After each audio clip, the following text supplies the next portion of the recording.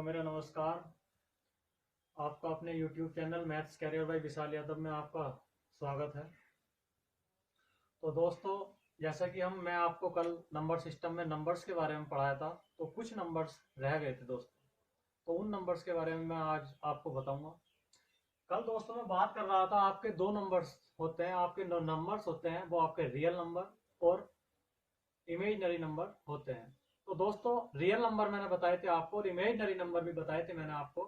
उस imaginary number के बारे में मैंने आपको वही बता दिया था, और रियल नंबर भी बताए थे। दो प्रकार के होते हैं, एक आपका इंटीजर्स होता है और एक आपके डेसिमल होते हैं।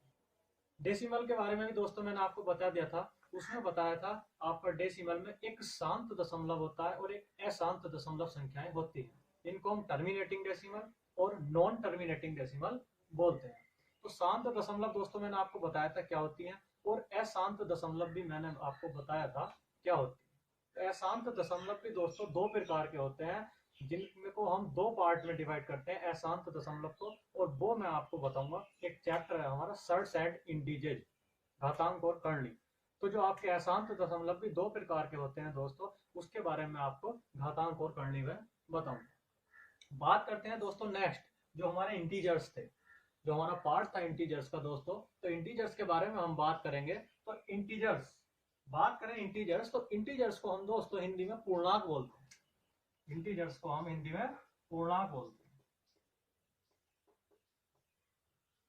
तो इंटीजर्स दोस्तों, बात करें हम इंटीजर्स, पूर्णांक जो होते हैं, जो हमारा निगेटिव और पॉजिटिव नंबर्स के कलेक्शन है, उनके एक परिवार से, मतलब मैं ये कह सकता हूं जो हमारी पूर्ण संख्याएं हैं और प्राकृतिक संख्याएं हैं, उनके एक परिवार से जो हमारी संख्याएं बनती हैं, वो हमारी क्या कहलाती है? इंटीजर्स कहलाती है। मैं ये भी कह सकता हूं जो निगेटिव और पॉजिटिव नंबर, अर्थात सभी नंबर्स के मिलान को, सभी नंबर्स के मिक्स करके और सभी नंबर्स के एक परिवार को, सभी नंबर्स के एक कलेक्शन को क्या कहते हैं? हम इंटीजर्स कहते हैं। दोस्तों, हम इंटीजर्स को p/q फॉर्म में लिख सकते हैं, लेकिन कंडीशन दोस्तों एक होगी, हमारा q नॉट इक्वल टू 0 होना चाहिए, q इक्वल टू 1 होना चाहिए। मतलब कहने का यह है, q आपका 0 नहीं होगा, q आपका क्या होना चाहिए? 1 होना चाहिए। q not equal to 0, q only equal to 1। आपको जैसा दोस्तों मैंने बताया है, p/q फॉर्म में इसको लिख सकते हैं, और दशमलव के बाद कोई भी संख्या न आए उसको हम क्या कहते हैं? इंटीजर्स बोलते हैं। जो भी संख्या दशमलव के बाद न आए, जिस संख्या में दशमलव के बाद कोई भी संख्या न हो, तो उसको दोस्तों हम क्या कहते हैं? इंटीजर्स कहते हैं। इंटीजर्स के बारे में मैंने आपको बताया, ऋणात्मक और सकारात्मक संख्याओं के मिक्सर से, उनके परिवार से, अर्थात प्राकृतिक संख्या और पूर्ण संख्या के परिवार का मिलान करने के बाद क्या बनता है? हमारा इंटीजर्स, पूर्णांक बनते हैं। क्लियर है इतनी सी बात? p/q फॉर्म में इसको लिख सकते हैं, लेकिन कंडीशन ये होगी दोस्तों, q not equal to 0, q equal to 1। q आपका 0 नहीं होना चाहिए, q आपका 1 होना चाहिए, तब वो संख्या हमारी क्या होगी? इंटीजर्स, पूर्णांक होगी। आशा करता हूं दोस्तों इतना सा समझ में आया होगा। यदि आपको मेरा पढ़ाया हुआ समझ में आता है दोस्तों, तो आप लाइक और सब्सक्राइब करना ना भूलें। दोस्तों, बात करते हैं इंटीजर्स की। तो इंटीजर्स निगेटिव और पॉजिटिव नंबर के मिक्सचर से बनता है। ये आपके निगेटिव नंबर है और ये आपके नॉन निगेटिव मतलब पॉजिटिव नंबर है। दोस्तों, जो आपका 0 होता है, ध्यान रखेंगे, 0 आपका न ही निगेटिव है और न ही पॉजिटिव है। 0 आपको एक बार क्वेश्चन पूछा भी गया था, तो याद रखेंगे 0 को एक सम संख्या माना जाता है। 0 को एक सम संख्या माना जाता है, लेकिन 0 न निगेटिव है और न पॉजिटिव है। ये बात आप ध्यान रखें, 0 को सम संख्या माना जाता है। क्लियर है इतनी सी बात?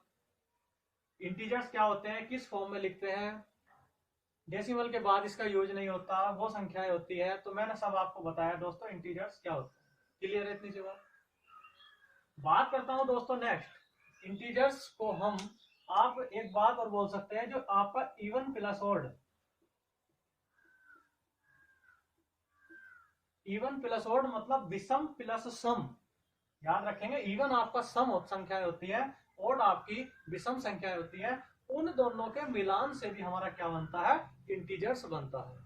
कैसे, मैं आपको बताता हूं। दोस्तों ध्यान रखेंगे, इंटीजर्स में आपकी दो प्रकार की संख्याएं होती है, इवन और ऑड। Even, odd. दोस्तों आपको पता होगा, इवन संख्याएं जो होती हैं वे हमारी सम संख्याएं होती है। इवन संख्याएं क्या होती है? सम संख्याएं होती है। और ओड कौन सी होती है, विषम संख्याएं होती है।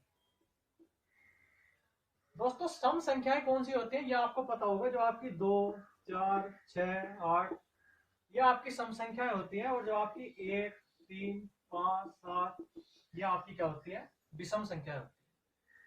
कहने का मतलब है जो 2 से डिवाइड हो जाए, 2 से डिवाइड हो जाए, 2 से विभाजित हो जाए, तो वो क्या कहलाती है दोस्तों, हमारी सम संख्या।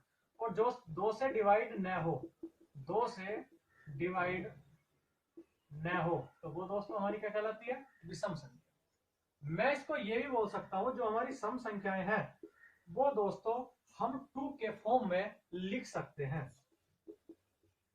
2 के फॉर्म का मतलब मेरा ये है, अगर आप ध्यान रखेंगे, कभी मैं आगे भी ये क्वेश्चन कराऊंगा दोस्तों, के आए या एन आए या कुछ भी वैल्यू हो, तो इन के की जगह या एन करता, मैं इसकी जगह एम करता, तो इनकी जगह मिनिमम वैल्यू रखी जाती है, नॉट मैक्सिमम। मिनिमम वैल्यू रखनी स्टार्ट करते हैं, मैक्सिमम तो आप कितने भी कर सकते हो, और इनकी जगह मिनिमम वैल्यू रखकर क्वेश्चन सोल्व किया जाता है। मिनिमम वैल्यू की बात करें दोस्तों, तो मिनिमम वैल्यू मतलब के इक्वल टू 1। अगर मैंने के बराबर 1 रखा, तो आपका 2 गुणा 1 कितना है, 2 ही का ना 2। दोस्तों यदि मैंने के की जगह 2 रखा, तो 2 दूनी 4। अगर मैंने के की जगह 3 रखा, तो 2 तिया 6। तो हमारी 2, 4, 6 इस प्रकार हमारी क्या बनती चली आ रही है, सम संख्या। तो मैं ये कह सकता हूँ 2 के फॉर्म में जितनी भी संख्याएं होती है वो हमारी क्या कहलाती है, सम संख्याएं कहलाती है। बात करते हैं दोस्तों विषम संख्याओं की, तो मैं इसको 2 के प्लस माइनस 1 फॉर्म में लिख सकता हूं। 2 के प्लस माइनस 1 फॉर्म में लिख सकता हूं। मैं ये कह सकता हूं, यदि मैं के की जगह आपका 1 मान रखता हूं, तो 2 ही करना 2 और माइनस करता हूं, तो 2 ही करना 2 माइनस 1 कितना हुआ 1। और यदि मैं प्लस करता हूं, तो 2 ही करना 2 प्लस 1 कितना हुआ 3। नेक्स्ट यदि मैं के की जगह 2 रखता हूं, तो 2 दूनी 4 माइनस 1 3 आपका, लेकिन 2 दूनी 4 और 1 5। तो इसी प्रकार 1, 3, 5, 7 हमारी क्या होती है, विषम संख्याएं होती है। मैं ये कह सकता हूं कि हमारी जो सम संख्याएं हैं वो 2 के फॉर्म में होती है, और जो विषम संख्याएं हैं वो आपकी 2 के प्लस माइनस 1 फॉर्म में होती है। चाहे आप 2 के प्लस 1 फॉर्म कर लो, चाहे आप 2 के माइनस 1 फॉर्म कर लो। इतनी सी बात क्लियर है दोस्तों। नेक्स्ट बात करते हैं हमारी, आपने पढ़ा होगा पूर्ण संख्याएं, होल नंबर।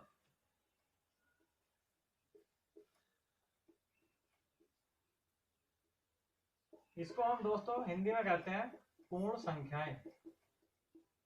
तो दोस्तों आपसे एक बात बता दूं, पूर्ण संख्याएं जो होती हैं उनमें एक आपको जीरो भी ऐड करना पड़ता है, मतलब 0, 1, 2, 3, 4, 5 अनंत तक। ये हमारी दोस्तों क्या होती हैं, पूर्ण संख्याएं होती हैं। आपका 0 से जितनी भी संख्याएं स्टार्ट होंगी, तो वो दोस्तों 0, 1, 2, 3, 4, 5, कहने का मतलब मेरा ये है 0 से लेकर अनंत तक आपकी क्या होती हैं, पूर्ण संख्याएं होती है। दोस्तों बात करें नेचुरल नंबर, प्राकृतिक संख्या की। नेचुरल नंबर को हम हिंदी में दोस्तों क्या बोलते हैं, प्राकृतिक संख्याएं। प्राकृतिक संख्याएं दोस्तों, नेचुरल नंबर प्राकृतिक संख्याएं जो होती है, इसमें हम 0 को ऐड नहीं करते हैं। मतलब जो आपकी 1, 2, 3, 4, 5 इसी प्रकार अनंत तक चलती चली जाती हैं, 0 को हम ऐड नहीं करते, तो वो दोस्तों हमारी क्या होती हैं, प्राकृतिक संख्याएं होती हैं। इसमें 0 को ऐड नहीं करते। क्लियर है इतनी सी बात दोस्तों, समझ में आया हमारा पूर्ण संख्याएं क्या होती हैं, प्राकृतिक संख्याएं क्या होती है। तो दोस्तों बात करते हैं प्राकृतिक संख्या की। प्राकृतिक संख्याएं हमारी 1, 2, 3, 4, 5 इसी प्रकार अनंत तक चलती चली जाती हैं, तो वो दोस्तों हमारी क्या होती है, प्राकृतिक संख्याएं होती हैं। अब एक छोटी सी बात और समझेंगे, समझने की कोशिश करेंगे। ये भी आपको पता चल गया इवन नंबर कौन से होते हैं, ऑड नंबर कौन से होते हैं। इवन प्लस इवन क्या होता है दोस्तों, हमारा इवन, और इवन को भी ऐड कर दो, इवन संख्याएं कौन सी होती है, 2 और 4, तो दोस्तों हमारी क्या संख्या बनती है, इवन नंबर बनती है। एक बात और ध्यान रखेंगे, यदि मैं ओड प्लस ओड, यदि ओड प्लस ओड मतलब विषम संख्या और विषम संख्या को ऐड कर दूं, मतलब 1 और 3, तो दोस्तों हमारा क्या बनता है, इवन नंबर बनता है। तो दोस्तों हमारा ओड प्लस ओड संख्या मिलाने से कौन सी बनती है, मतलब ओड की जगह यदि आपने 1 मान लिया, और ओड की जगह दूसरी संख्या 3 मान ली तो 1 प्लस 3 क्या हुआ 4, और 4 क्या है दोस्तों हमारी इवन नंबर। वैसे इवन प्लस इवन 2 प्लस 4 आप कुछ भी रख सकते हैं, ऐसा नहीं है जो मैं रख रहा हूँ वही है, कुछ भी रख दो।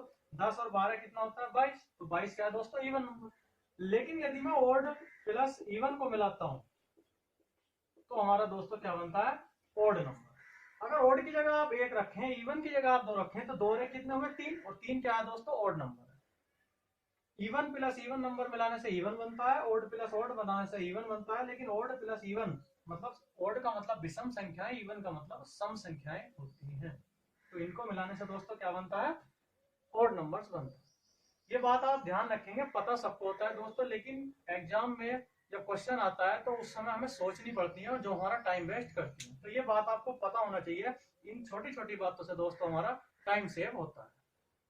क्लियर है इतनी सी बात करता हूं दोस्तों नेक्स्ट। यदि मैं इसकी जगह मल्टीप्लाई कर दूं, गुणा कर दूं, यदि मैं इवन गुणा इवन कर दूं तो आपका क्या आता है इवन संख्या आती है। मतलब कहने का ये है, अगर आपकी जगह 2 हो इवन पहली संख्या और दूसरी 4 हो तो 2 गुणा 4 कितना होता है 8, और 8 क्या है दोस्तों इवन नंबर। मतलब सम संख्या की कितनी भी बार कितनी भी सम संख्या में गुणा कर दो तो वो दोस्तों हमारी क्या होती है सम संख्या होती है। बात करें ओड गुणा ओड, तो दोस्तों ओड गुणा ओड, यदि मैंने इसकी जगह 3 मान लिया, इसकी जगह 5 मान लिया तो 5 क्या 15, और 15 क्या है हमारा ओड नंबर। तो दोस्तों किसी विषम संख्या की विषम संख्या में कितनी भी बार गुणा कर लो आप तो हमारा क्या आता है हमेशा ओड नंबर आता है। यही सा आपका क्वेश्चन करूंगा मैं, ध्यान रखेंगे। सम संख्या की सम संख्या में कितनी भी बार गुणा कर लो सम संख्या आएगी, विषम संख्या की विषम संख्या में कितनी भी बार आप मल्टीप्लाई कर लो तो क्या आएगा विषम संख्या ही आएगी। और दोस्तों बात करते हैं विषम संख्या गुणा सम संख्या। विषम संख्या मान लो 3 है, सम संख्या 4 है, तो 4 क्या 12 है, तो दोस्तों 12 सम संख्या है। इनसे आपको मैं क्वेश्चन कराऊंगा तब आपसे मैं पूछूंगा, ये बात ध्यान रखेंगे। विषम संख्या की सम संख्या में गुणा करने पर दोस्तों हमारा क्या आता है इवन नंबर सम संख्या आती है। इतनी सी बात क्लियर है, समझ में आ गई होंगी छोटी छोटी बातें। बात दोस्तों नेक्स्ट करते हैं। तो नेक्स्ट मैंने अभी आपको एक चीज बताई थी, जो आपकी नेचुरल नंबर प्राकृतिक संख्याएं होती है। नेचुरल नंबर प्राकृतिक संख्याएं जो दोस्तों हमारी होती हैं, तो इसमें आपको एक चीज ध्यान रखेंगे, जो प्राकृतिक संख्या 1 2 3 4 5 बनती है वो आपको अभाज्य संख्याएं और भाज्य संख्याओं के मिलान से बनती है। प्राइम नंबर और कंपोजिट नंबर के मिलान से आपको ये संख्याएं बनती है। मतलब मैं ये कह सकता हूं जो आपकी भाज्य संख्या है उनको कंपोजिट कहते हैं, कंपोजिट नंबर, और जो आपकी अभाज्य संख्या है उनको प्राइम नंबर कहते हैं। अभाज्य संख्याएं और ये आपकी भाज्य संख्या। इससे दोस्तों क्वेश्चन आता है और कई बार आया भी है, मैं अभी आपको बताऊंगा। जो आपको ये पता होना चाहिए, जो आपकी नेचुरल नंबर है वो 2 पार्ट में डिवाइड होती है, प्राइम नंबर अभाज्य संख्या, कंपोजिट नंबर भाज्य संख्या।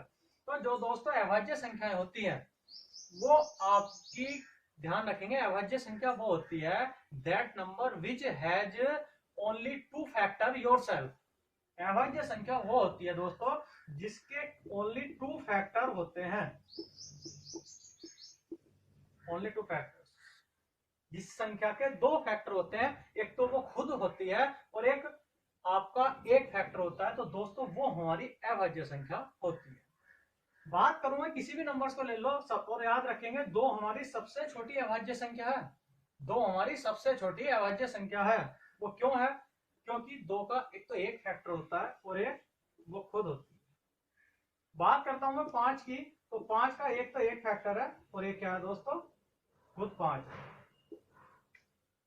तो जिस संख्या के केवल 2 फैक्टर हो, एक तो एक हो और एक वो खुद हो, तो वो संख्या हमारी क्या कहलाती है अभाज्य संख्या कहलाती है। 2 से ऊपर फैक्टर अभाज्य संख्या के नहीं होते, और सबसे छोटी अभाज्य संख्या क्या होती है दोस्तों 2 होती है। क्लियर है इतनी सी बात। ये आता है कभी कभी एग्जाम में कि सबसे छोटी अभाज्य संख्या बताओ, आपको ऑप्शन में दे देगा 0 1 2 5 9 कुछ भी दे देगा। तो हमारी सबसे छोटी अभाज्य संख्या क्या है दोस्तों 2। बात करें भाज्य संख्या की, इसके बारे में दोस्तों आपको बहुत कभी से बताया होगा, आपको पता भी शायद हो या ना हो पता नहीं मुझे, लेकिन इससे आपका कई बार क्वेश्चन आया है कंपोजिट नंबर भाज्य संख्या। तो ध्यान रखेंगे भाज्य संख्या वो होती है जिसके कम से कम 3 फैक्टर होते हैं, that number which have those number which have minimum 3 factors yourself। तो ध्यान रखेंगे दोस्तों, कंपोजिट नंबर भाज्य संख्याएं वो होती हैं जिनके कम से कम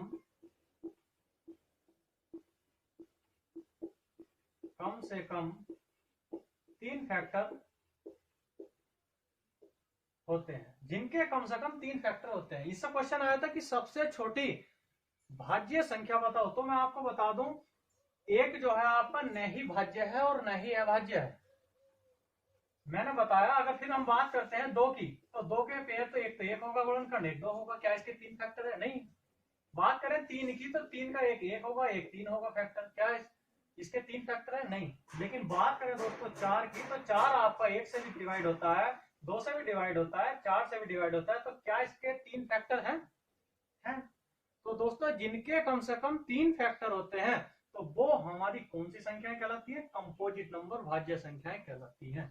क्लियर है इतनी सी बात? अब आपसे क्वेश्चन पूछा गया था कि सबसे छोटी भाज्य संख्या बताओ, तो सबसे छोटी भाज्य संख्या क्या है हमारी? 4। क्लियर है इतनी सी बात? आपसे क्वेश्चन ये भी पूछ सकता है सबसे छोटी समभाज्य संख्या बताओ, सबसे छोटी समभाज्य संख्या बताओ। तो दोस्तों सबसे छोटी समभाज्य संख्या क्या होती है? वो भी 4 ही होती है। लेकिन बात करें 9 की, तो दोस्तों 9 1 से भी डिवाइड होता है, 3 से भी होता है और 9 से भी होता है। तो इसके भी 3 फैक्टर हैं। तो अगर आपसे पूछता है सबसे छोटी विषम भाज्य संख्या बताओ, तो सबसे छोटी विषम भाज्य संख्या कौन सी होती है? 9 होती है। और सबसे छोटी समभाज्य संख्या क्या होती है? 4 होती है। और सबसे छोटी केवल भाज्य संख्या भी कौन सी होती है? 4 होती है। जिस संख्या के कम से कम 3 फैक्टर हो, 3 गुणनखंड हो, तो वो हमारे क्या कहलाती है? भाज्य संख्या कहलाती है। इतनी सी बात क्लियर है दोस्तों? तो नेक्स्ट दोस्तों जो हम बात करते हैं नेक्स्ट, तो मैं आपको एक बात और बता दूं, अभाज्य संख्याएं, ये क्वेश्चन आया था। जो आपकी अभाज्य संख्याएं होती हैं 1 3,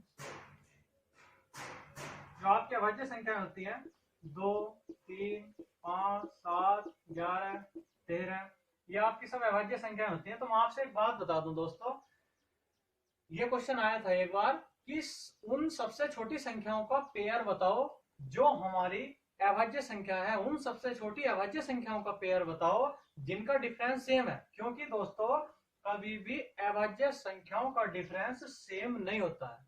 कहने का मतलब है यहाँ आपका डिफरेंस कितना है? 1 का है, यहाँ 2 का है, यहाँ 2 का है, यहाँ 4 का हो गया, फिर 2 का हो गया। इसी प्रकार कभी 4 का, कभी 8 का, कभी 7 का, कभी 1 का, कभी 2 का, मतलब उनका डिफरेंस एक सेम नहीं होता। तो इसलिए ये क्वेश्चन आया था कि उन सबसे छोटी अभाज्य संख्याओं का पेयर बताओ जिनका डिफरेंस सेम है। तो दोस्तों जिनका डिफरेंस सेम होता है उनका पेयर क्या है? 3 5 7। इतना ध्यान रखेंगे, जो सबसे छोटा पेयर होता है जिनका डिफरेंस सेम होता है वो हमारी 3 5 7 होती है अभाज्य संख्या।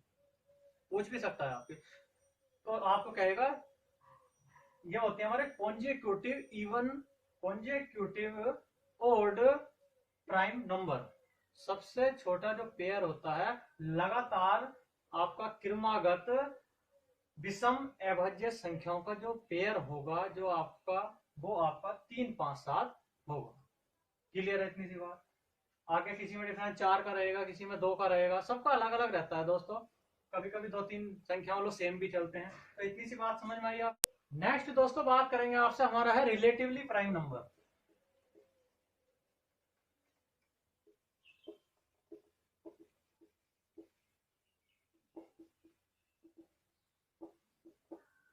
दोस्तों रिलेटिवली प्राइम नंबर, इसको हम बोलते हैं सह अभाज्य संख्याएं। तो दोस्तों ध्यान रखेंगे, जो हमारी सहभाज्य संख्याएं हैं उनका, जो हमारी सहभाज्य संख्याओं का आपस में पेयर है, तो उनका आपस में एचसीएफ मतलब में से 1 होना चाहिए। तो वो हमारी क्या कहलाती है? रिलेटिवली प्राइम नंबर, मतलब सह अभाज्य संख्याएं कहलाती है। इतनी सी बात क्लियर है? अब मैं आपको एग्जाम्पल देकर बताता हूँ। मान लो कोई भी आप एग्जाम्पल ले लो, 10 21 ले लो, आपका 15 22 ले लिया। तो एक बात बताओ, क्या इनका एचसीएफ 1 है या नहीं? वह नंबर जिनका एचसीएफ, वह पेयर जिनका एचसीएफ 1 हो, तो दोस्तों वो संख्याएं हमारी रिलेटिवली प्राइम नंबर सहअभाज्य संख्याएं कहलाती हैं। एक बात और ध्यान रखेंगे, अभी मैं आपको इसके बाद को प्राइम नंबर भी बताऊंगा, उसमें और उसमें तभी बताऊंगा मैं आपको डिफरेंस। लेकिन ध्यान रखेंगे सहअभाज्य संख्याएं हमारी रिलेटिवली प्राइम नंबर वो होते हैं जिनका आपस में एचसीएफ 1 हो। एचसीएफ 1 का मतलब यह है ये आपस में एक दूसरे से कटनी नहीं चाहिए। क्या 10 और 21 में कोई सा गुणनखंड कोई सा फैक्टर ऐसा है या खुद ऐसी है जो एक दूसरे को काट दे? नहीं काटती। क्या एक दूसरे को डिवाइड कर सकती है? नहीं कर सकती। तो दोस्तों जिनका एचसीएफ आपस में पेयर में 1 हो तो वो हमारी क्या कहलाती है? सहअभाज्य रिलेटिवली प्राइम नंबर। बात करें आपकी को प्राइम नंबर की, को प्राइम नंबर, तो दोस्तों को प्राइम नंबर को भी हम सहअभाज्य संख्याएं बोलते हैं, लेकिन इसमें उसमें इतना सा डिफरेंस है। इसका मतलब होता है pair of two prime number. इसमें और इसमें इतना डिफरेंस है, समझने की कोशिश करेंगे। आपसे क्वेश्चन पूछूंगा मैं अभी, pair of two prime number, इसमें जो पेयर बनेगा वो आपका प्राइम नंबर का भी हो सकता है। इसमें जो आपका पेयर बनेगा वो प्राइम नंबर के भी हो सकते हैं और इवन नंबर के भी हो सकते हैं, इवन ऑड नंबर के भी हो सकते हैं। मतलब उनका एचसीएफ 1 होना चाहिए। लेकिन pair of two prime number, इसमें जो आपका पेयर बनेगा दोस्तों वो खुद भी अपने आप में प्राइम नंबर होंगी और उनका एचसीएफ भी 1 होगा। क्या इनका एचसीएफ 1 है? आपस में नहीं है। तो इतना ध्यान रखेंगे, pair of two prime number, इसमें ये सहअभाज्य संख्या है, सहअभाज्य ये भी है, लेकिन इसका ध्यान रखेंगे pair of two prime number, जो हमारे पेयर बनेंगे वो दोस्तों आपस में प्राइम नंबर होंगे। एचसीएफ तो इसमें भी 1 होगा, इसमें भी 1 होगा, आपस में एक दूसरे से ये भी नहीं कटेंगी, ये भी नहीं कटेंगी। लेकिन दोस्तों ये जो संख्याएं खुद है, जैसे 7 और 3 है, क्या अभाज्य है या नहीं है? 11 और 13 अभाज्य है। लेकिन इसकी बात करूं 15 और 22 अभाज्य है? नहीं है। आपस में हाँ उनका एचसीएफ 1 है। तो ये खुद भी अपने आप में प्राइम नंबर ही होंगी। Prime of two prime number, pair of two prime number, वे अपने आप में खुद प्राइम नंबर होंगी। उनका पेयर जो होता है वही को प्राइम नंबर कहलाता है। इतनी सी बात क्लियर है। याद रखेंगे सभी को prime number relatively prime number होते हैं। सभी को prime number relatively prime number होते हैं। तो यहाँ आपकी विषम सम कुछ भी आ सकता है, लेकिन आपस में एचसीएफ 1 होना चाहिए, सम भी विषम भी। लेकिन यहाँ जो संख्याएं आएंगी उनका पेयर तो आपका, उनका एचसीएफ तो 1 रहेगा, लेकिन वो पेयर भी किसका रहेगा? केवल प्राइम नंबर्स का ही रहेगा। उसको हम को प्राइम नंबर कहते हैं।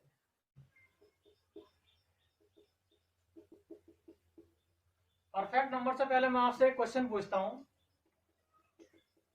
अभी जो मैंने अभी आपको समझाया परफेक्ट नंबर से पहले, आपको क्वेश्चन दे देगा और उसमें पूछेगा कि इसमें ऐसे पेयर बताओ। मान लो मैंने आपको पेयर दे दिए 5, 7, 10, 12, 15, 20, इन 3 में ले लो। तो आपको बताओ जो को प्राइम नंबर्स का पेयर है, को प्राइम नंबर का पेयर है। तो दोस्तों आपका आंसर क्या होगा? क्या 10, 12 एक दूसरे से नहीं कटते? 2 से कटते हैं, 2 पंजे 10, 2 छंग 12, 15, 20 एक दूसरे से नहीं कटते, 5 से 15, 5 चौक 20। लेकिन 5, 7 में कोई सी संख्या ऐसी है जो एक के अलावा ना कटती हो, केवल इनका एचसीएफ 1 है। तो हमारा जो को प्राइम नंबर का जो पेयर हो गया वो दोस्तों कौन सा है? 5 और 7 है। इस पर क्वेश्चन कराऊंगा मैं, आपके याद रखेंगे। तो हमारा जिनका आपस में एचसीएफ 1 हो तो वो हमारे क्या होते हैं? को प्राइम नंबर कहलाते हैं। इतनी बात समझ में आ गई होगी। इस पर आपको आगे क्वेश्चन करूंगा, याद रखें। तो दोस्तों परफेक्ट नंबर की अगर मैं बात करूं तो परफेक्ट नंबर क्या होता है ये आपको पता होना चाहिए। परफेक्ट नंबर जो होते हैं, याद रखेंगे, उस संख्याओं के गुणनखंडों का योग, उस संख्या के फैक्टर्स का योग में से वह संख्या घटाने पर वह संख्या प्राप्त होती है जिसके हमने गुणनखंड किए हों, तो वो हमारी परफेक्ट नंबर कहलाती है। आपको मैं एग्जाम्पल देकर समझाता हूँ, ऐसे समझ में नहीं आएगा। एग्जाम्पल दोस्तों ये है, जैसे मान लो कोई भी संख्या ले लो, आपने 6 ली, 6 के यदि मैंने गुणनखंड करे, 6 के यदि मैंने फैक्टर करे तो हमारे क्या है? 1 से कटेगी, 2 से कटेगी, 3 से कटेगी, 6 से कटेगी। बात समझ में आई? तो मैंने ये बताया आपको उस संख्या के गुणनखंडों का योग, उस संख्या के फैक्टर्स का योग। अगर मैं इसका योग करता हूं तो 1 + 2 + 3 + 6, तो 6, 3, 9 और 3, 12। मैंने आपसे बताया है उस संख्या के गुणनखंडों का, उस संख्या के फैक्टर्स के योग में से वह संख्या खुद घटाने पर वह संख्या प्राप्त होती है जिसके हमने गुणनखंड किए। क्या इनके योग में से वह संख्या घटाने पर 6 घटाने पर वह संख्या प्राप्त होती है जिसके हमने गुणनखंड किए हैं। तो 6 प्राप्त हुई क्या ना हुई, तो वो हमारी परफेक्ट नंबर। क्लियर है इतनी सी बात। एक एग्जाम्पल मैं आपको और देकर समझाता हूँ। जैसे मान लो 15, सॉरी 15 नहीं, कोई भी ले लो, 28 ले लो। 28 के यदि मैंने पेयर किए दोस्तों तो 1 से भी कटेगा। गुणनखंड किए यदि इसके मैंने फैक्टर किए तो 1 से भी कटेगा, 2 से भी कटेगा, 4 से भी कटेगा, 7 से भी कटेगा, 14 से भी कटेगा और 28 से भी कटेगा। तो मैंने बताया उन गुणनखंडों के उन फैक्टर्स के योग में से वह संख्या घटाने पर, उन फैक्टर्स के योग में से वह संख्या घटाने पर वह संख्या ही प्राप्त होती है जिसके हमने गुणनखंड किए हो। तो वो हमारी क्या होती है, परफेक्ट नंबर होती है। देखो आपने A1 + 2 + 4 + 7 + 14 + 28, मैंने यदि सबको ऐड किया तो 14, 7, 21, 21 और 7 28 दूनी 56। मैंने बताया उन संख्या के गुणनखंडों के योग में से वह संख्या घटाने पर वह संख्या प्राप्त होती है। मतलब हमारा प्राप्त कितना हो घटाने पर 28, जिसके हमने गुणनखंड किए थे। तो क्या 28 हमारी परफेक्ट नंबर है? नहीं है। उस संख्या के गुणनखंडों के योग में से वह संख्या घटाने पर वही संख्या प्राप्त होती है जिसके हमने गुणनखंड किए हैं। तो वो हमारी परफेक्ट नंबर कहलाती है। बात करते हैं नेक्स्ट। मान लो 15 है तो 15 का आपने की 1 से कटेगा, 3 से कटेगा, 5 से कटेगा, 15 से कटेगा, इनसे तो कटता है। तो 5, 3, 8 और 1 9, 9 और 15 कितने होते हैं आपके 24, 24 में से 15 घटाया आपने तो हमारा तो 9 प्राप्त होता है, लेकिन प्राप्त कितना होना था 15। तो क्या 15 परफेक्ट स्क्वायर है, सॉरी परफेक्ट नंबर है? नहीं। तो ध्यान रखेंगे इन बातों का। एक क्वेश्चन आपसे पूछ सकता है, आपको 4 ऑप्शन दे देगा। मान लो इनमें से यदि मैं पूछ लूं आपसे 28, 15, 8, 10, इनमें परफेक्ट नंबर बताओ, परफेक्ट नंबर कौन सा है? तो 15 और 8 और 10 आप करके देखना। 15 का तो मैंने बता दिया, 8 का भी मैं बता दूं तो 1 से कटेगा, 2 से कटेगा, 4 से कटेगा, 8 से कटेगा। तो 8, 4, 12 और 3 15, 15 में से 8 घटाया तो 7 आता है। 8 आया? नहीं आया। 10 की बात करूं तो 1 से कटेगा, 2 से कटेगा, 5 से कटेगा, 10 से कटेगा। तो 10, 5, 15 और 3 18, 18 में से मैंने कितना घटाया 10, तो मेरा कितना आया 8। तो क्या दोस्तों आना कितना चाहिए था 10।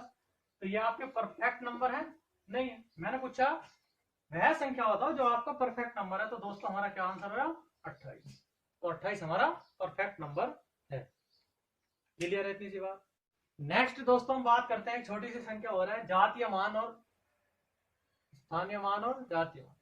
तो दोस्तों जातीय मान और प्रत्यक्ष मान ये आपसे face value and place value, ये आपसे पहले क्वेश्चन दोस्तों आते थे, इससे अब तो नहीं आते लेकिन फिर भी मैं बता रहा हूं। Face value and place value. तो दोस्तों फेस वैल्यू को हम प्रत्यक्ष मान कहते हैं, प्लेस वैल्यू में स्थानीय मान आपको ज्यादा देता है। प्रत्यक्ष मान होता है ये आपका स्थानीय मान। तो एक बार बता दूं face value and place value में अंतर क्या है। आपको कोई भी एग्जाम्पल देकर पूछ सकता है, कुछ भी संख्या में आपको बताऊंगा कि प्रत्यक्ष मान बताओ उसका और स्थानीय मान बताओ, face value and place value. तो दोस्तों मैंने कुछ भी एग्जाम्पल लिया, मान लो 8, 3, 4, 2, 1, 6, 7। अगर मैं आपसे पूछता हूँ इसका प्रत्यक्ष मान बताओ, इसकी फेस वैल्यू बताओ, आपसे पूछेगा 2 की फेस वैल्यू बताओ।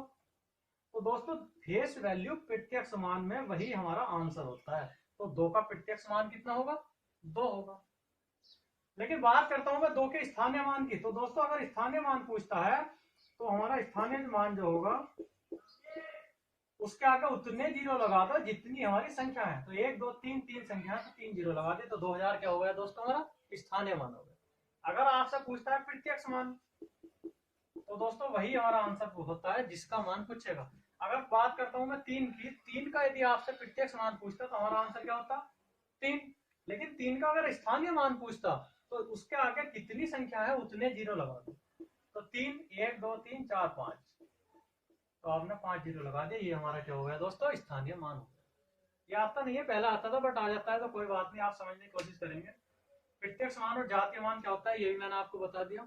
अब दोस्तों नेक्स्ट आपको एक छोटी सी संख्या रही है परिमेय और अपरिमेय। ये संख्या मैं आपको नेक्स्ट वीडियो में बताऊंगा, उसके बाद हम अपना टाइप वाइज चैप्टर करेंगे। आशा करता हूँ दोस्तों मेरा इतना पढ़ाया हुआ आपको समझ में आया होगा। अगर आपको मेरा पढ़ाया हुआ समझ में आता है तो दोस्तों लाइक कमेंट करना ना भूलें, और आप सब्सक्राइब चैनल को कर दें मेरे। बाकी नेक्स्ट वीडियो में मिलते हैं दोस्तों। Okay bye.